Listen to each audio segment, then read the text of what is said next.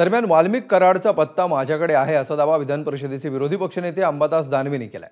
नेमकं ते काय म्हणालेत पाहूया। वाल्मिक कराड यांच्यावर अंगुली निर्देश जातो सभापती महोदय।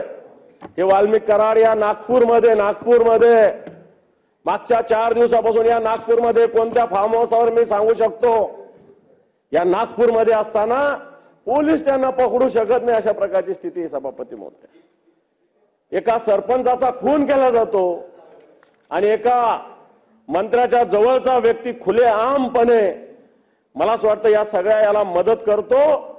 अर्थात या पुरोगामी महाराष्ट्राला हे शोभणार नाही।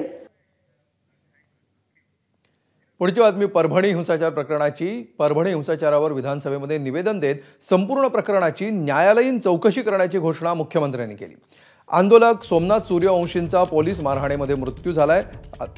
आरोप फडणवीसांनी फेटाळला। सूर्यवंशींना श्वसनाचे आजार होते, तसंच वैद्यकीय चाचणीमध्ये जुन्या जखमांचाही उल्लेख आढळलाय असं मुख्यमंत्र्यांनी सभागृहाला सांगितलं। सोमनाथ सूर्यवंशींच्या कुटुंबियांना 10 लाखांची मदत देखील सरकारतर्फे जाहीर करण्यात आली आहे। परभणी आंदोलनानंतर कॉम्बिंग ऑपरेशन केलं जात असल्याचा आरोप विरोधक सातत्यानं करत होते, मात्र असं कॉम्बिंग ऑपरेशन झालंच नाही। संध्याकाळी 6 वाजेपर्यंतच अटकेची कारवाई केली असं फडणवीसांनी म्हटलंय। मात्र वाजवीपेक्षा बळाचा अधिक वापर करणाऱ्या पोलीस निरीक्षक घोरबाण यांना निलंबित करण्यात आलंय।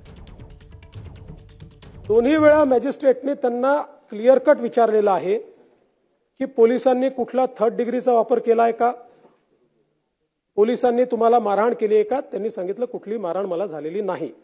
पोलीस कस्टडीतनं ज्यावेळेस ते एमसीआर मध्ये गेले त्यावेळेस एमसीआर मध्ये जेलमध्ये असताना सकाळच्या वेळी त्यांना जळजळत आहे म्हणून त्यांचा जो एक कैदी होता त्यांनी तक्रार केली। ती तक्रार केल्यानंतर त्यांना हॉस्पिटलमध्ये नेलं आणि हॉस्पिटलमध्ये नेल्यानंतर त्यांना मृत घोषित केलं।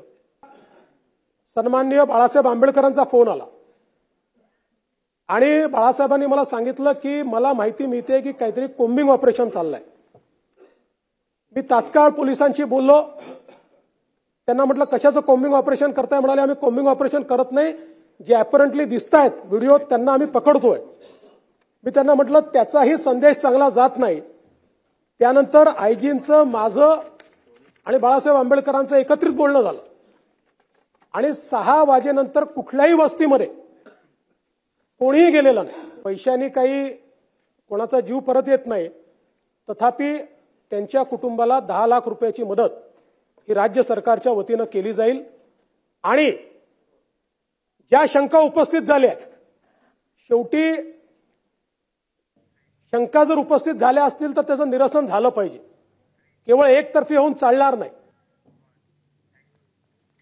तर मुख्यमंत्री देवेंद्र फडणवीसांनी परभणी घटनेवर आज विधानसभेमध्ये ही माहिती दिली, पण त्यांच्या उत्तरांनी विरोधकांचं समाधान झालं नाही।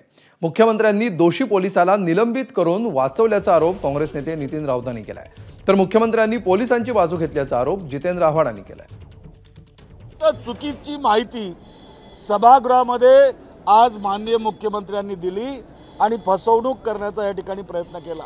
पोलिसांना वाचवण्याचं आणि ज्यांनी संविधानाच्या शिल्पाची मोडतोड केली त्याला वाचवण्याचा प्रयत्न माननीय मुख्यमंत्र्यांनी केला, त्याचा मी या ठिकाणी निषेध करतो। सूर्यवंशी याचा मृत्यू कसा झाला? एक हुशार माणूस आहे सूर्यवंशी। मुख्यमंत्री साहेबांनी त्याच्या बाबतीत कुठल्याही गांभीर्याने निवेदन केलं नाही सूर्यवंशीच्या बाबतीत। म्हणजे पोलिसांच्या अॅट्रॉसिटीज आणि पोलिसांना प्रोटेक्ट करण्याचं काम एक मुख्यमंत्री म्हणून त्यांनी केलं। एबीपी माझा, उघडा डोळे बघा नीट।